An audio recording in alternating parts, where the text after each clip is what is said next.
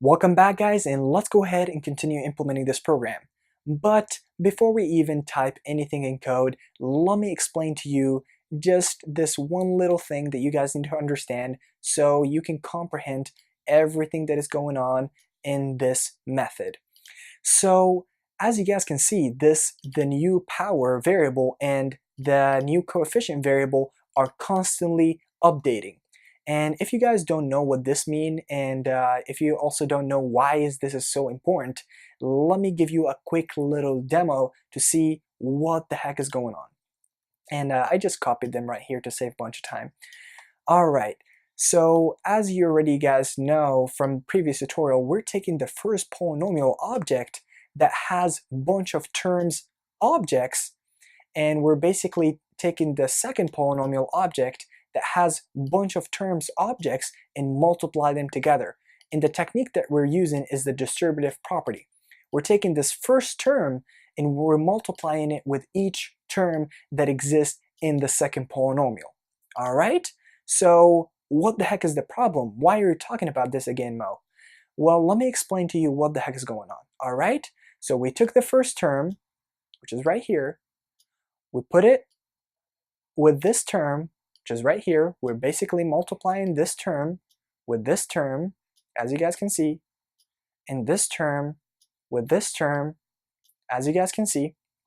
All right, so what's the problem then? So let's go ahead and walk through this step by step and see where we're gonna find the issue.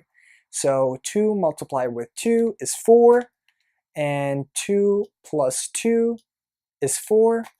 All right, everything looks nice and neat. And then once we're done with these, let's just go ahead and delete them.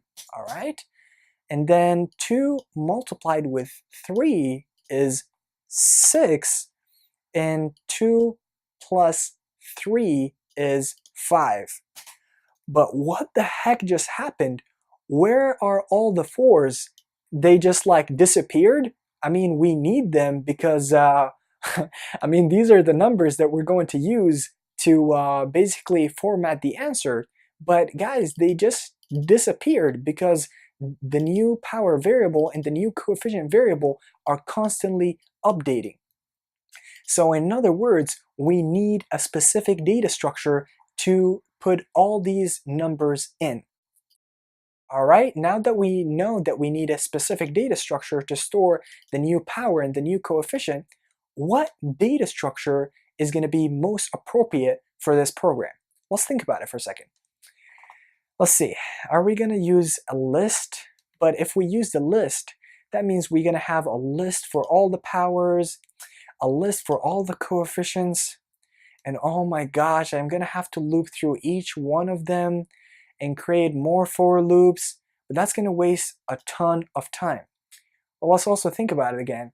Am I going to use a set data structure?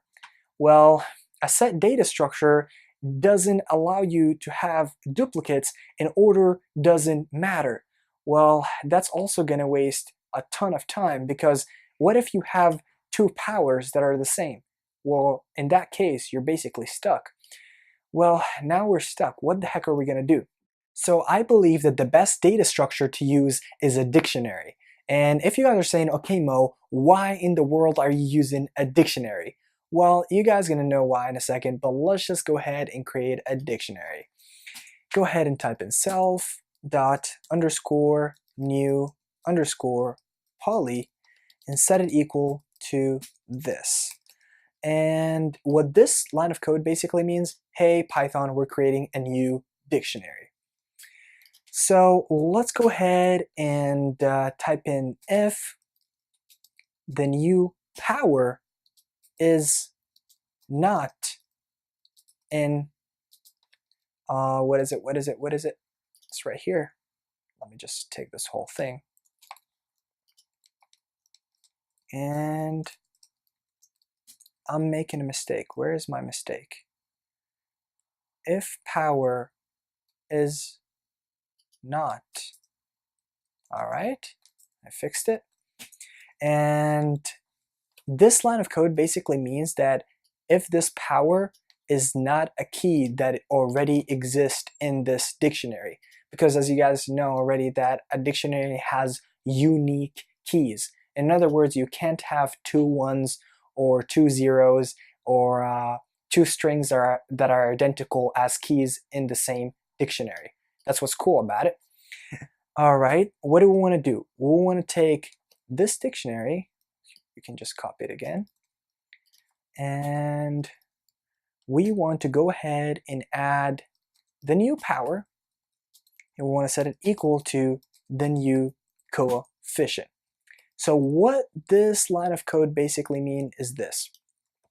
If the new power doesn't already exist as a key in the dictionary, just go ahead and add it. And if you guys are saying, okay Mo, why in the world are you putting the new power, or basically the power, as the key in the coefficient as the value? Like, why don't you just go ahead and put the coefficient as the key in the power as the value? Like, why are you being very specific about it? It is because, think about it guys, let me just delete this whole thing.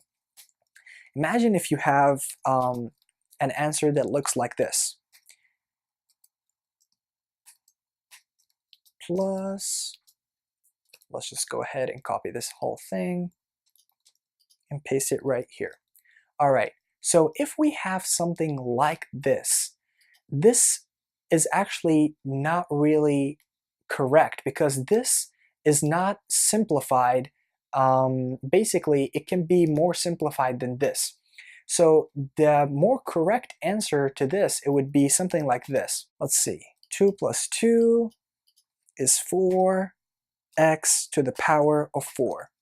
So what the heck does this mean? Well guys, remember, if you know what the distributive property means and you've done like couple by hand, you will understand even when you sum polynomials or when you sum terms, when they have the same power, you basically, all you gotta do is sum the coefficients. So what that means is, once we start multiplying a bunch of polynomials and we run into a case where they have the same power, all we gotta do is basically update the coefficient. So we don't need to basically create a new data structure and take the old power and take the new power and update it and go through all this sorting and multiplying and summing and all that confusing stuff. All we gotta do is basically, as soon as we see two powers that are the same, let's go ahead and basically sum them, and once we do that, we are basically updating our data structure. So this is the reason why I'm using the power as the key and the coefficient as the value. So if the power is not in the poly, go ahead and do this. What about if the power is in the polynomial? What the heck are we gonna do? So go ahead and type in else, and let's go ahead and type in self. Actually, we can just copy this whole thing and set it equal to the new poly dot get, and let's see, get what? The new power plus the new coefficient.